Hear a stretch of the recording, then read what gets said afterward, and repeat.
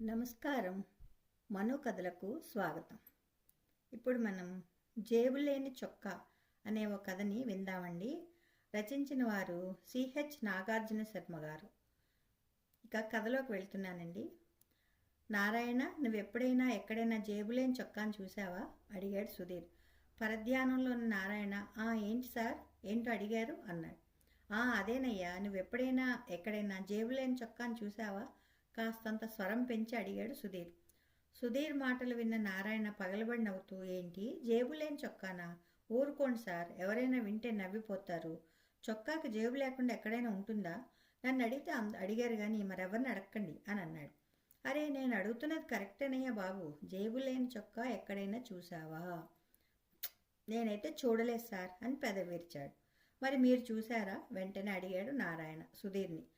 నేను చూశాను, చూడడమే కాదు, ఓ దశాబ్ద కాలం పాటు తొడుక్కున్నాను కూడాను అని అన్నాడు సుధీర్. అవునా, చాలా ఆశ్చర్యంగా ఉందే. ఆ కథా కమామిష్ ఏంటో చెప్పండి, విని తరిస్తాను అని అన్నాడు నారాయణ. చెప్తాను వినండి అని చెప్పడం మొదలుపెట్టాడు సుధీర్. సుధీర్ ఓ 10 నెలల కిందటే ఉద్యోగం నుండి పదవీ విరమణ పొందారు. అంతకుముందు తను కంపెనీలో పనిచేస్తుండేవాడు. ఆ కంపెనీ యాజమాన్యం యూనిఫామ్ని 3 సార్లు మార్చింది. మొదటి యూనిఫామ్ స్కై బ్లూ కలర్ చొక్కా, డార్క్ సిమెంట్ కలర్ ప్యాంట్. ఆ చొక్కాకి మీరు అన్నట్లుగా జేబు ఉంది. ఆ జేబుకి అప్పటి లోగోను కుట్టించారు. ఆ యూనిఫామ్ 5 ఏళ్ల పాటు కొనసాగింది. అటు తర్వాత సంస్థ యాజమాన్యం అమెరికాలోని ఓ ఆటోమోటివ్ కంపెనీతో వ్యాపార సంబంధాలు పెట్టుకుని సంస్థ తయారు చేసే వస్తువులను విదేశాలకు అమ్మడం జరిగింది. అప్పుడు మళ్ళీ సంస్థ యాజమాన్యం రెండవ యూనిఫామ్గా లైట్ సిమెంట్ కలర్ చొక్కా, డార్క్ సిమెంట్ కలర్ ప్యాంటు పెట్టింది. ఆ సిమెంట్ కలర్ చొక్కాకి కూడా జేబుంది. ఆ జేబుకు మార్చిన లోగోను కుట్టించారు. ఆ యూనిఫామ్ ఓ 6 ఏళ్ల పాటు కొనసాగింది. మరికొంతకాలానికి సంస్థ యాజమాన్యం 3వ యూనిఫామ్ని ప్రవేశపెట్టింది.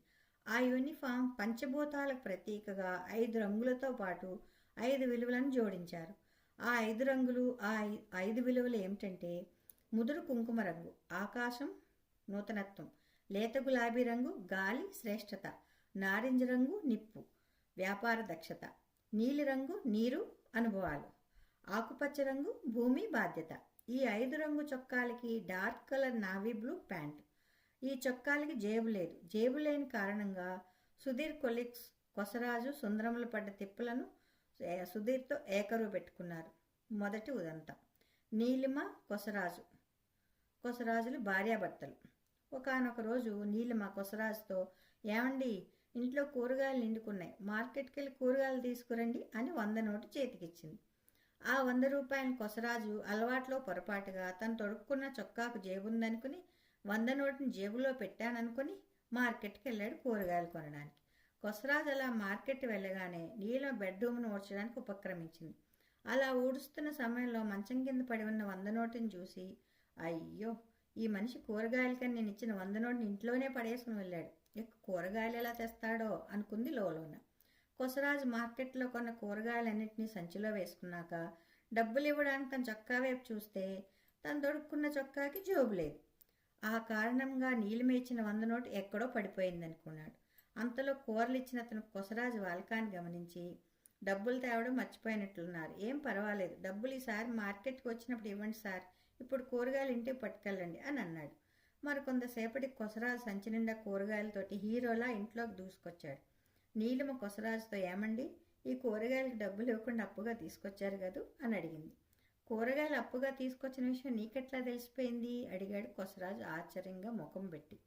వడిలిపోయిన మీ ముఖార విందాన్ని చూస్తేనే తెలుస్తున్నది, అసలు ఇంతకీ మార్కెట్లో ఏం జరిగిందో చెప్పండి అని అడిగింది. నీలిమ, కూరగాయలకని నువ్వు ఇచ్చిన 100 నోటును నేను తొడుక్కున్న చొక్కాకు జేబుందనుకుని 100 నోటును చొక్కా జేబులో పెట్టుకున్నాను. తీరా మార్కెట్లో కూరగాయలన్నీ కొనుక్కున్న తర్వాత డబ్బులు ఇద్దామని చొక్కా జేబు వంగు చూస్తే అది జేబు లేని చొక్కా.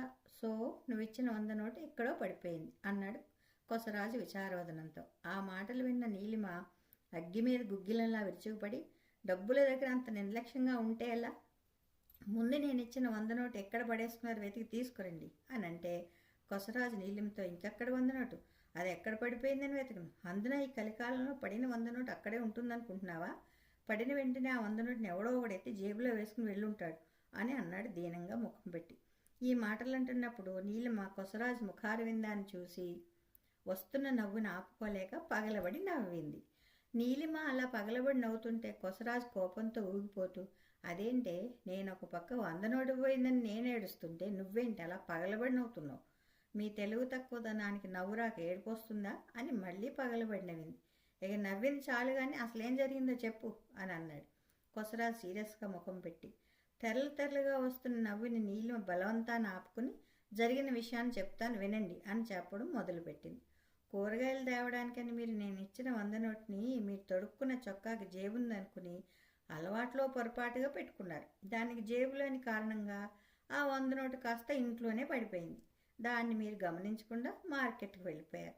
ఆ 100 నోటు ఇంట్లోనే పడిపోయిందన్న విషయం నాకు కూడా ఎప్పుడు తెలిసిందంటే నేను చీపురుతో బెడ్రూమ్ ఊడుస్తున్నప్పుడు మంచం కింద అగుపడ్డది.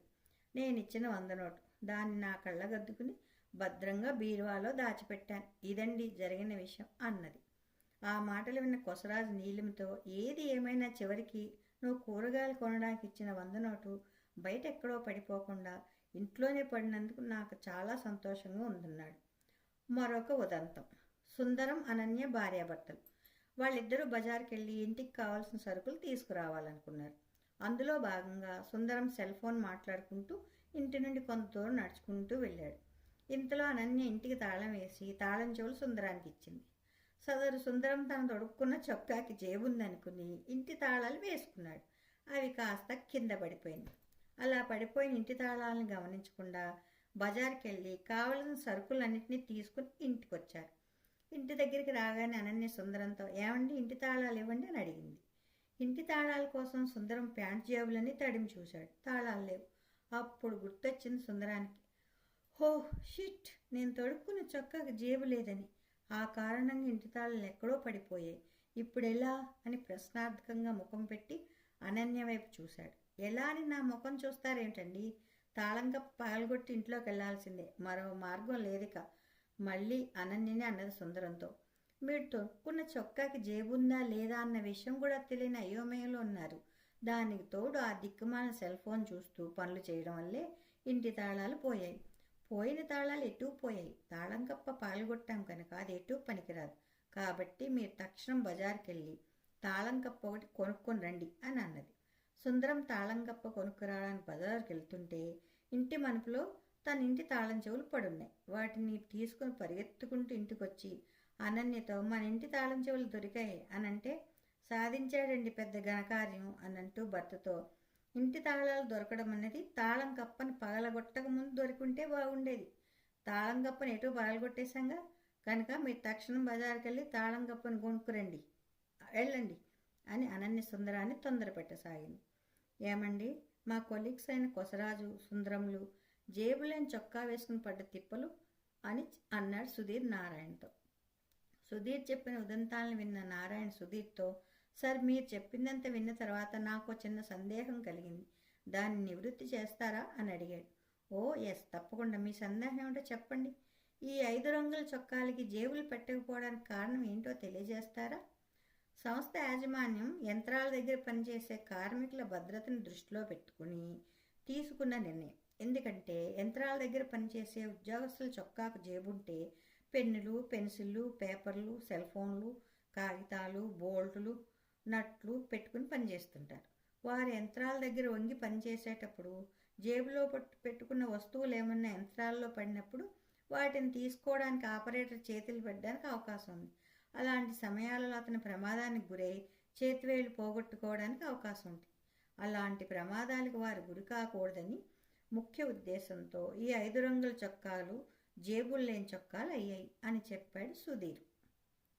కథ సమాప్తం. భలే ఉందిలేండి కదా. ఈ కథ మీకు నచ్చితే లైక్ చేయండి, షేర్ చేయండి, కామెంట్ చేయండి, సబ్స్క్రైబ్ చేసుకొని నన్ను ఎంకరేజ్ చేయండి. ఉంటానండి. ప్రేమతో మీ మను.